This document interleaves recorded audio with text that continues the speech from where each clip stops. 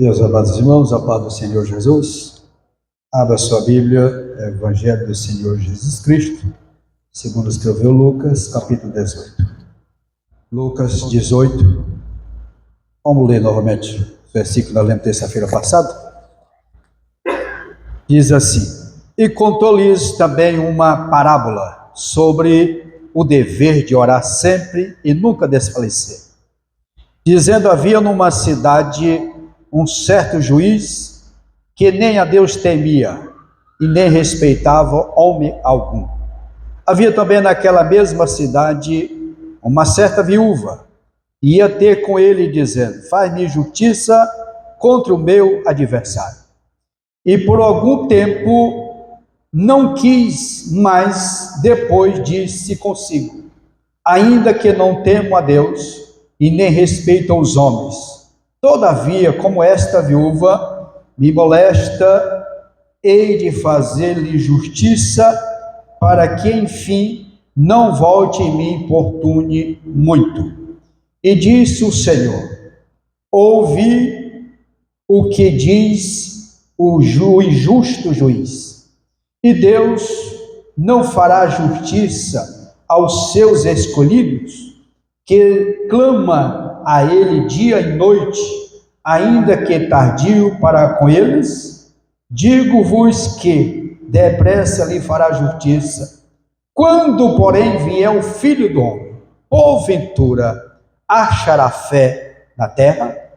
Tome o seu assento. Obrigado pela reverência à leitura da palavra de Deus.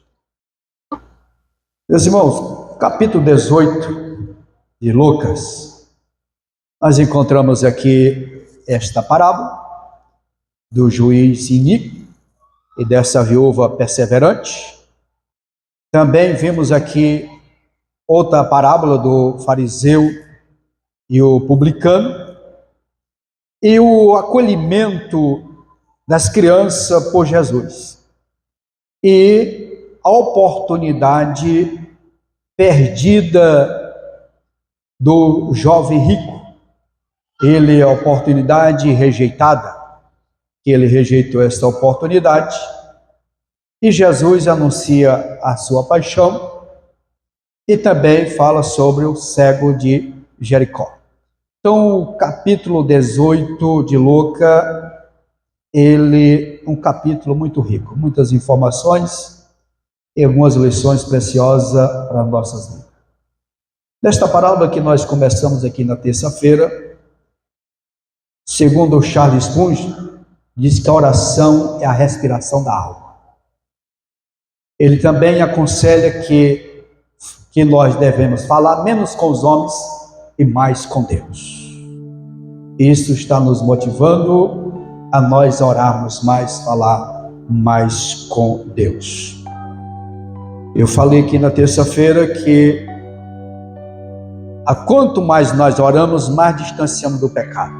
Menos oração, mais porta aberta para o pecado. Porque a oração, ela é oposta ao pecado. Quando você vai conversar com alguém que caiu, que pecou, a primeira coisa que ele diz é que estava orando pouco, ou não estava orando mais. Porque a oração, ela fortalece a nossa fé. E pouca oração aumenta a dúvida. Então, por isso a importância de nós orarmos.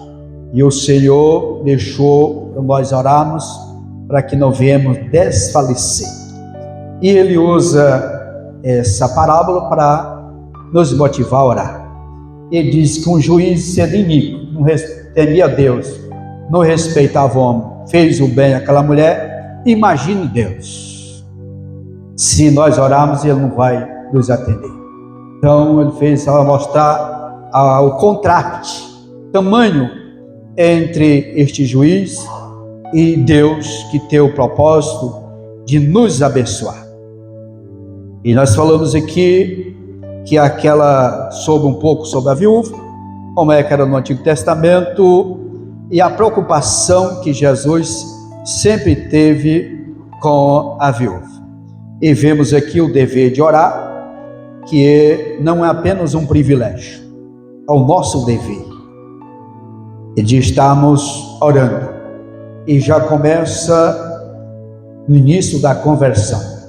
Citamos aqui o exemplo de Paulo, quando Ananias, mandado pelo Senhor, ia até ele, ainda Saulo disse que ele estava orando.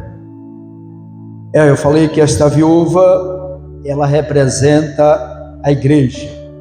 Ela é a noiva do Cordeiro. Contudo, enquanto o noivo estiver ausente, ela fica solitária, desprezada e rejeitada pelo mundo.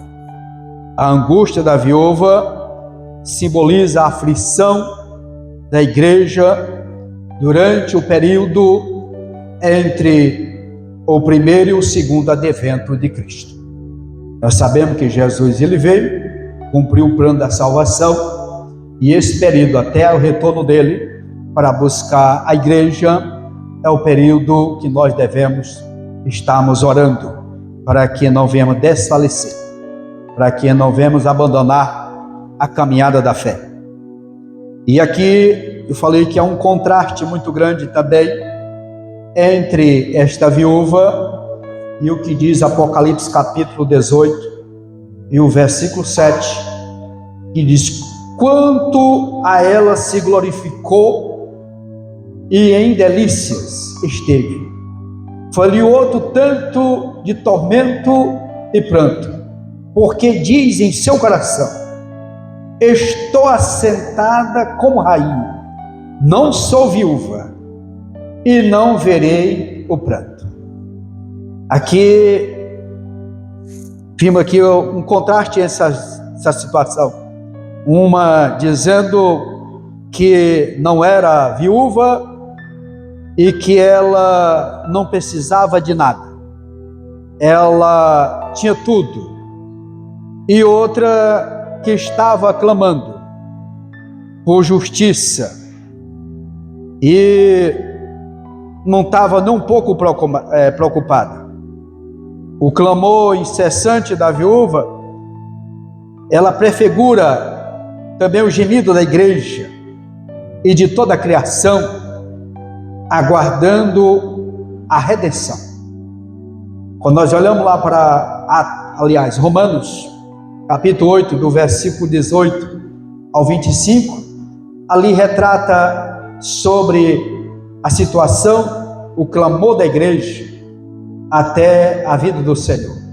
Quando diz aqui, capítulo 8 e o versículo 18, diz: porque para mim tenho por certo que as aflições deste tempo presente não são para comparar com a glória que em nós há de ser revelada. Então temos uma promessa daquilo que o Senhor tem reservado para nós. Aí ele diz: porque a ardente expectação da criatura espera a manifestação dos filhos de Deus, porque a criação ficou sujeita à vaidade, não por sua vontade, mas por causa do que a sujeitou, na esperança de que também a mesma criatura será libertada da servidão, da corrupção, para quê? Para a liberdade da glória dos filhos de Deus. Então, neste mundo estamos sujeitos a essas provações de sabores, mas contudo nós temos uma promessa da parte do Senhor. Aí ele vai dizer aqui no versículo 22: porque sabemos que toda a criação geme a uma gestante para dar luz, as dores vão se intensificando. E ele faz essa aplicação para dizer a situação neste mundo. E não só ela, mas nós mesmos, que temos as primícias do Espírito, também gememos em nós mesmos, esperando a adoção, a saber, a redenção do nosso corpo. Pela luta das aflições, tem dia que podemos clamar: Maranata, ora vem o Senhor Jesus. Mas ele vem ao seu tempo, ao tempo dele. E uma palavra também para diante das aflições é que Deus não dá a carga que nós não podemos suportar. Ele dá dentro dos nossos limites. Contudo que vem o escape da parte do Senhor nosso Deus. Voltando para aquela mulher que nós lemos lá em Apocalipse 18, 7, nós vemos aqui um contraste. Essa primeira viúva, que nós lemos aqui do juiz iníquo, ela simboliza a dependência de Deus, a humildade e a perseverança. Essa mulher, ela retrata para nós a dependência. Ela dependia daquele juiz para resolver a sua situação. E também a humildade dela, de todos os dias estar ali batendo na porta. É enganosa, que simplesmente confiando nos seus poderes, nas suas aquisições, e quanto que essa outra aqui, ela dependia de Deus, que é a figura nossa da igreja. Deus não fará justiça aos seus escolhidos. O versículo 7, há um povo no mundo eleito de Deus, e esse povo é a igreja do Senhor. Nós somos as gerações eleitas do Senhor. Diz também que somos um povo zeloso de boas obras, a igreja do Senhor, e esse povo é escolhido por Ele. Este povo que Ele separou do mundo é como a menina dos seus olhos. Voltamos aqui em Zacarias, profeta Zacarias, capítulo 2 e o versículo 8. Porque assim diz o Senhor dos Exércitos: depois da glória, Ele me enviou às nações que vos despojarem, porque aquele que tocar em vós, toca na menina do seu olho. Ai daquele que toca na igreja do Senhor. A igreja do Senhor é a menina dos olhos de Deus. Deus tem um zelo por esta igreja. O justo juiz resistia abertamente a Deus e desprezava a opinião do próximo. Se esse juiz impiedoso, cruel e sem escrúpulo cedeu à importunação da viúva, quanto mais o Pai Celestial atenderá às súplicas de seus filhos que Ele tanto ama. Claro que há diferença muito grande. Ele nos atende. Só que precisamos sermos perseverantes. Porque o exemplo dessa mulher aqui foi perseverança. Aqui lança por terra o imediatismo do dia que nós estamos vivendo. E cria as coisas rápidas, queremos ser atendidos rápido. Oramos, Deus já atendeu. Não é bem assim. Deus, Ele atende ao seu tempo, mas se que Ele tem prazer em nos atender. Mas precisamos sermos perseverantes. Vimos aqui agora a bondade de um Deus justo. Deus, Ele é bom. Não é novidade o fato de a Bíblia estar repleta de textos que demonstram a bondade de Deus. A parábola, uma vez mais, reforça essa verdade quanto ao Senhor. E Deus, como aqui, um questionamento. E Deus não fará justiça aos seus escolhidos, que clama a Ele dia e noite, ainda que tardio para com eles? A bondade de Deus faz com que Ele ouça aos seus servos. E não poderia ser diferente, pois Jesus ensinou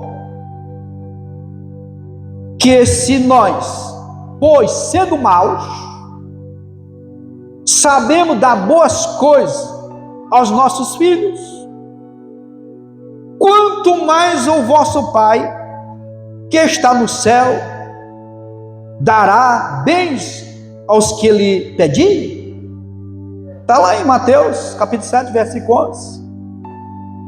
Antes disso, o mestre também ensinava que a oração dizendo: pedi e dá-se-vos-á, buscai e encontrarei, batei e abre-se-vos-á.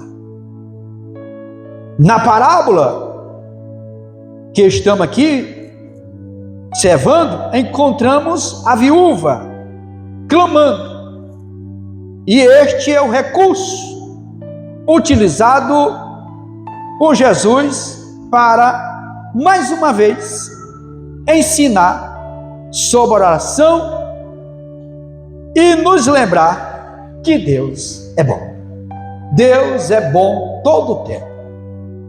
Quando aquele jovem que nós vamos estudar depois, só ouvi, falou: bom mestre, isso porque ele chama bom? Bom só um, que é Deus. Jesus está aqui, estava falando como homem, tá? Então Deus, ele é bom.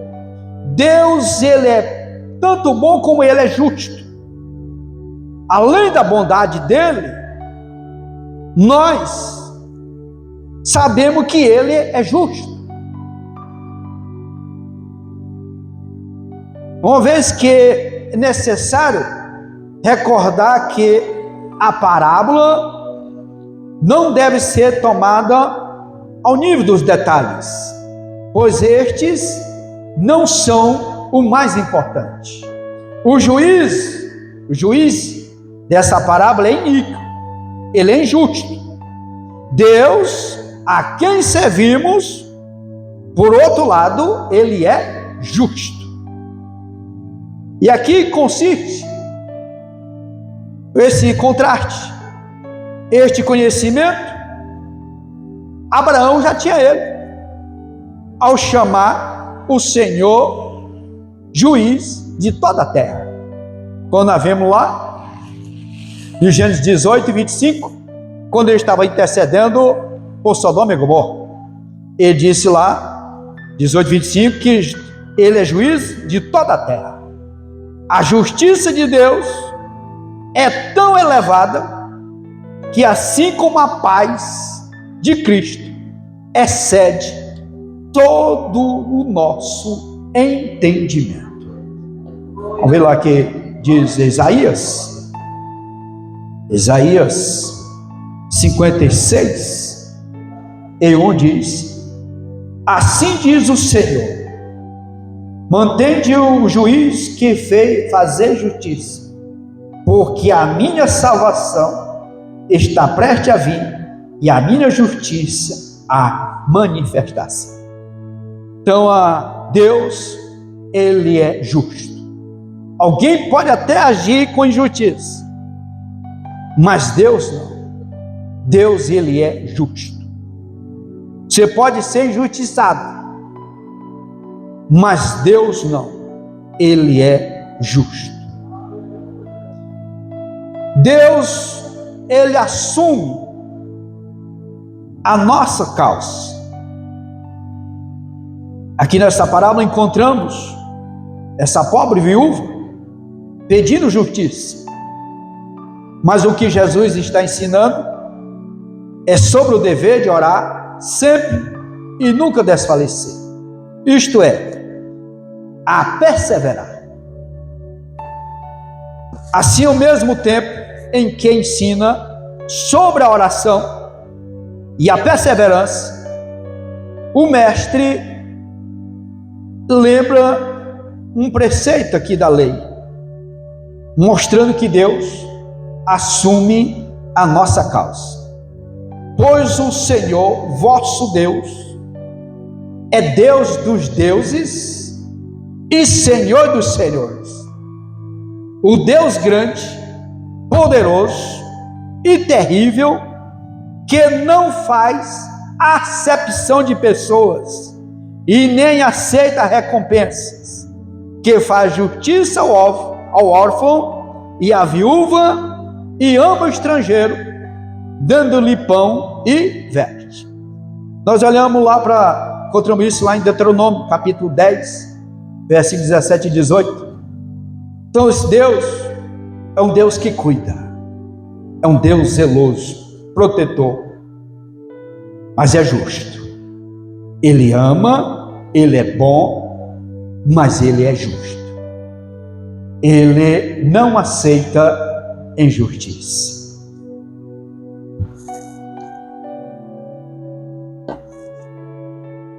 A perseverança, daquela mulher, aquela viúva, ela é um exemplo para nós. Quando ele diz, até que o nosso Senhor retorne, a oração, até que o Senhor retorne. Infelizmente, viveremos em constante luta contra o pecado. Nós vivemos em constante luta. Vamos ver aqui o que disse o escritor aos Hebreus. Hebreus, capítulo 12, versículo 1. Portanto, nós também, pois que estamos rodeados de uma tão grande nuvem de testemunhas, deixemos todo embaraço, e quem? E o pecado que está longe. Não, de tão perto, que tão de perto nos rodeia. Corramos com paciência a carreira que nos está proposta. Aqui, o pecado, ele não respeita idade. Ele não respeitou Noé. Noé já tinha 600 anos. E ele não respeitou ele. O pessoal estava embriagado.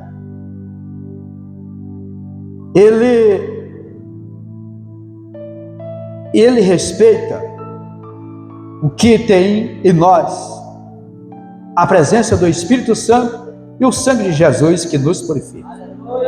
Se nós mantermos essa intimidade com o Senhor, Ele está ao derredor. Ele não vai encontrar guarida. Precisamos estar constantemente aos pés do Senhor. O que o escritor diz? Por esse motivo, não devemos desistir de perseverar na oração e na súplica até que alcançamos o alvo. Nós temos um alvo a ser alcançado. É por isso que não devemos desvanecer. E Paulo estava preso quando ele escreveu isso. Escrevendo aos Filipenses, capítulo 3, versículo 12 ao 14, diz: não que já tenha alcançado ou que seja perfeito, mas prossigo para alcançar aquilo que para que fui também preso por Cristo Jesus. Irmãos, quanto a mim, não julgo que haja alcançado, mas uma coisa faço. O que Paulo fazia? E que, esquecendo-me das coisas que para trás ficam e avançando para que estão diante de mim, prossigo para o alvo, pelo prêmio da soberana vocação de Deus em Cristo Jesus. Que tem muita gente que claro, quer olhar para trás, né? É um perigo olhar para trás. Era o povo no deserto. Qualquer coisa queria voltar lá para o Egito. Lembrando das iguarias de lá, né? Que eles comiam meio como escravo. Porque o mundo, por isso que o Egito é o símbolo da escravidão, do pecado. Porque o mundo escraviza igual está o povo lá no Egito. Mas a pessoa sente saudade dessa escravidão do pecado. E olhar para trás, relembrar. E Paulo disse, olha que Paulo falando isso. Ele disse, não acha que eu tenha alcançado. Nós não alcançamos ainda. Nós estamos caminhando. Precisamos ter o cuidado com quem prega calvinismo. Salvo uma vez, salvo para sempre. Isso não é verdade. Precisamos ser fiel até a morte. Enquanto estiver aqui, estamos lutando para alcançarmos a salvação. Ainda durante o seu ministério, Jesus exortou os seus discípulos que estivesse sobre aviso e que também vigiasse e orasse. Ele aconselhou os discípulos a fazer isso. Vamos ver Marcos, capítulo 13.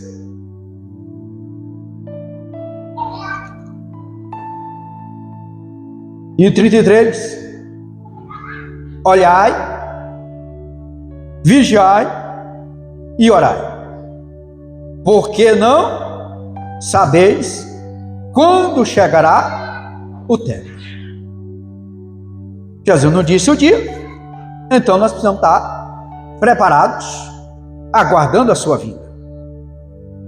Uma das características distintivas do Evangelho de Lucas é a oração.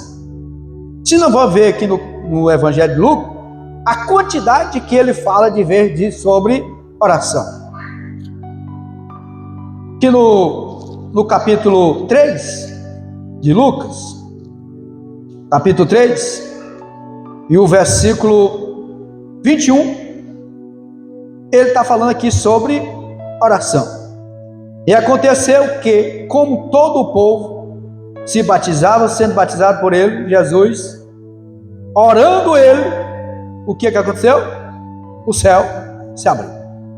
Ele começa registrando aqui essa oração de Jesus, no dia que ele foi batizado. Quando vemos no capítulo 5 e o versículo 16, nós vimos ele aqui falando: porém, ele retirava-se para o deserto e ali orava. Jesus, ele dando o exemplo da oração. No capítulo 6 e versículo 12, diz: aconteceu que naquele dia subiu ao monte a orar e passou a noite em oração a quem? A Deus. Qual que era o objetivo dessa oração dele? Ele estava orando a Deus para escolher os 12 discípulos. Ele foi buscar ao Senhor. Ele poderia mesmo saber, e qualquer um chamasse, não. Como homem, ele estava dependendo de Deus. E ele foi orar ao Senhor para escolher os discípulos. Aí alguém disse: Jesus orando na vez, Judas ainda não veio.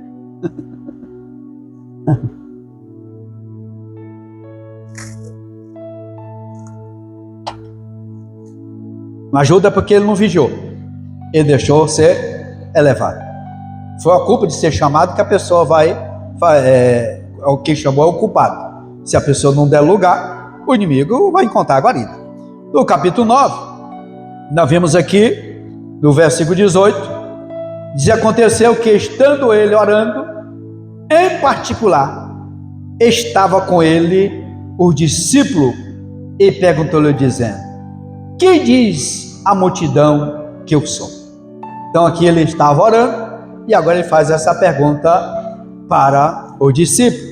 Depois você pode ver o versículo 28, capítulo 9, capítulo 10, capítulo 11, capítulo 22, 23.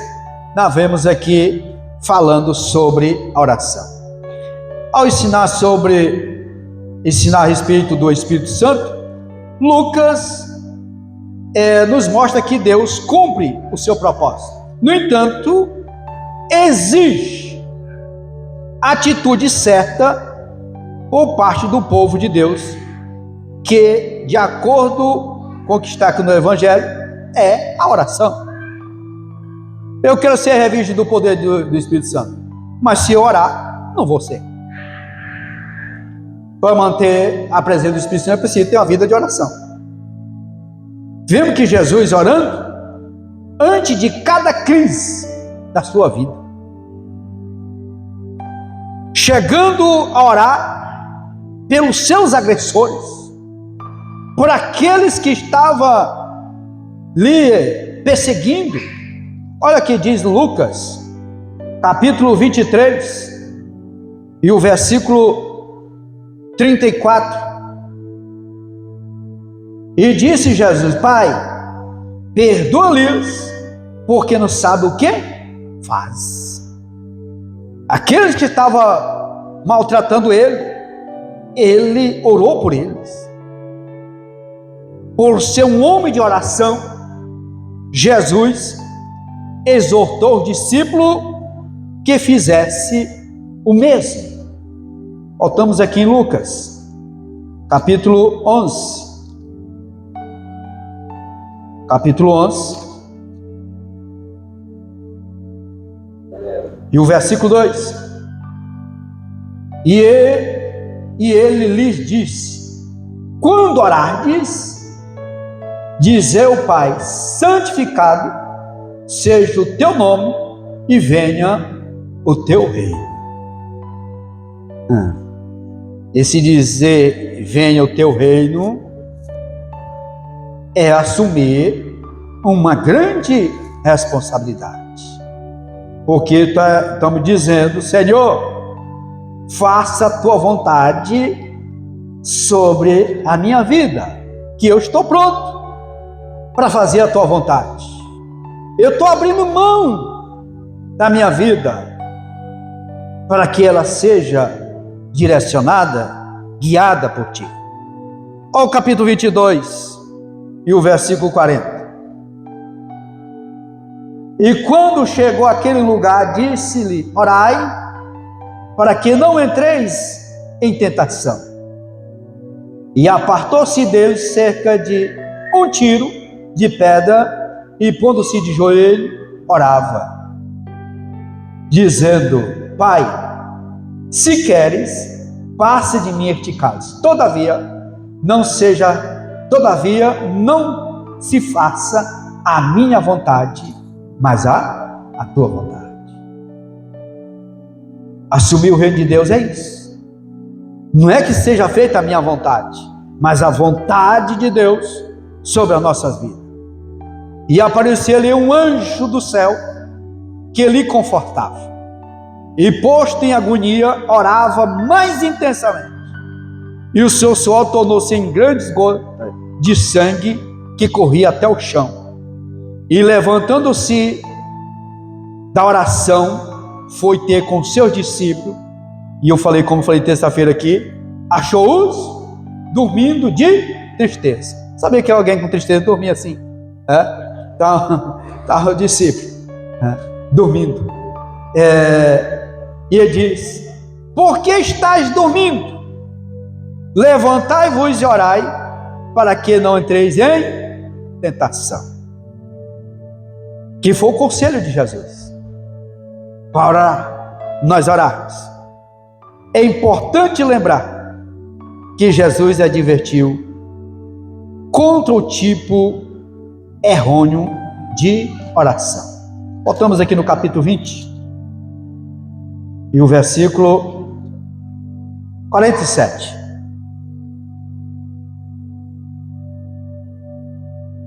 Que devora as casas das viúvas, fazendo de pretexto largas orações, estes receberão maior condenação.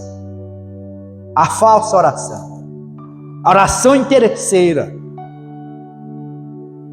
a oração, capitalista, que quer tirar proveito de alguém.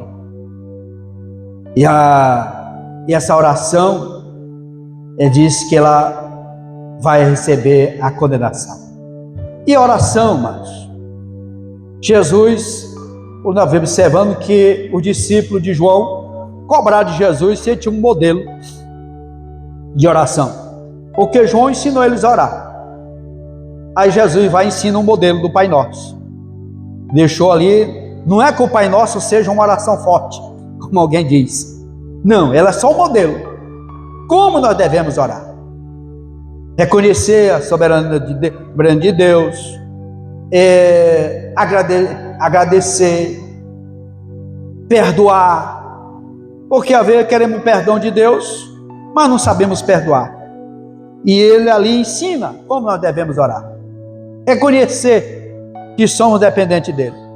Interessante que ele não colocou o pão nosso do ano, do mês, não. de cada dia. E eu falei aqui, dia desses, ensinando aqui, que com as coisas tão boas, depois, de umas 2 garfadas, que a pessoa vai lembrar de orar, né, na comida. Se é envenenado, já morreu. E quando ela está na prova, ele ora antes e ora depois. Primeiro ele ora para Deus colocar um sabor, com uma coisa boa na comida, quando a prova está grande. E aí depois ele ora agradecendo. Vimos aqui também, aprendemos aqui, a perseverança, além de orar, é necessário compreender que a oração deve vir acompanhada de perseverança. Não adianta só orar, se não for perseverante.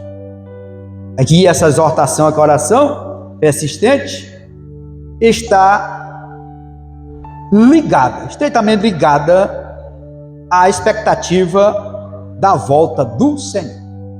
Não esqueçamos disso, que o propósito dessa oração aqui, do capítulo 18, é o que está no capítulo 17 e de Lucas. Capítulo 17, vamos repetir com o versículo 22. E disse aos discípulos: dias virão em que desejareis ver um dos dias do Filho do Homem e não o vereis.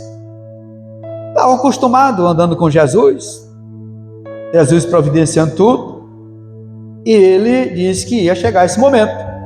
Aqui é um alerta, de maneira bastante clara, a respeito do tipo de oração e do perigo. Qual o perigo? De esmorecimento da prática de orar, a qual se tem em mira aqui é o reino de Deus. Deus quer ser buscado de forma incessante e persistente pelos seus servos. Pois a perseverança, ela levará em conta o tempo de espera como um meio para aclarar e purificar a nossa vida no aprendizado das coisas de Deus. Porque nós estamos aqui nessa vida, mas nós estamos aprendendo mais de Deus. E a perseverança, ela faz isso. Que nós precisamos agora, que Jesus falou, ele não procurou se quando ele voltasse o Filho do Homem, ia encontrar um templo, ia encontrar alguém, não, ele disse, ia encontrar a fé. Quando vier o Filho do Homem, porventura, achará fé na terra? Somos da mesma forma exortados a perseverar também na fé. E essa parábola ela conclui com uma pergunta: quando, porém, vier o Filho do Homem, porventura achará fé na terra? Jesus, ele refere aqui a fé da súplica incessante, que não esmorece, ou seja, a fé perseverante. A própria interrogação, ela traz aqui uma conexão direta com a parábola, pois questiona se o filho irá encontrar uma fé persistente como a da viúva. Porque a viúva estava todos os dias falando com o juiz: julga a minha causa contra o meu adversário. E então, o que a palavra quer dizer para nós? Que nós, como aquela viúva, devemos constantemente estarmos orando ao Senhor nosso Deus. E não viemos desfalecer. Ela importunou até que ela alcançou a sua vitória. E aqui nós precisamos ser perseverantes até o dia que nós encontrarmos com o Senhor Jesus. Esta é a fé, que é aquela em que, meio à dificuldade, às perseguições, transforma-se em fidelidade e coragem para testemunhar diante dos homens. Voltamos aqui em Lucas, capítulo 9, e o versículo 26. Porque qualquer que de mim e das minhas palavras se envergonhar, dele se envergonhará quem? O Filho do Homem, quando vier na sua glória e na do Pai e dos santos anjos. Ele está nos alertando para não desvanecer e nem recuar da nossa caminhada. Verso 12 e 9. Mas quem me negar diante dos homens, será negado diante dos anjos de Deus. A fim de perseverar nesse tipo de fé, precisamos cultivar uma vida de oração constante e persistente. A interpretação dessa parábola, como um ensino sobre oração, ela é persistente e tem sido a melhor interpretação ao longo da história da igreja. A viúva que, com uma insistência, constrange o juiz à intervenção, é um modelo de perseverança na fé e na oração confiante. Esperar com firmeza e com fidelidade a vinda do Filho do Homem. A consumação da nossa salvação é o melhor incentivo para a oração corajosa. O maior incentivo é a consumação da nossa salvação. Porque se desvanecermos agora, de nada adiantou. Ficamos no meio do caminho. Mas aqui ele está nos encorajando para nós irmos até o fim. Ele diz: no mundo tereis aflições. E disse isso foi Jesus. Mas somos convocados a permanentemente invocar a Deus por socorro, pois Ele fará justiça aos que clamam a Ele. Deus sempre estará junto daqueles que perseveram na fé e na oração, que Cristo na sua vinda quase não achará mais fé na terra. Isso é o perigo, quando Ele vier não achar. Porque a tendência, amados, é minar as doutrinas da palavra de Deus. A pessoa procurar encontrar facilidade para ir para o céu. E essas facilidades que em muitos lugares estão oferecendo, está minando a fé de muita gente. Está levando as pessoas a não confiar mais em Deus, confiar em si mesmo, confiar na sua, ou seja, a sua autossuficiência. Isso que é o perigo. Mas a palavra vem para nós continuarmos confiando no Senhor, nós continuamos perseverantes na oração, porque nós temos um alvo a alcançar, que é o dia de encontrar com o Senhor Jesus. E a Bíblia recomenda: olhe para Jesus, autor e consumador da nossa fé. Amém, amados? Que Deus e Cristo continue falando aos nossos corações.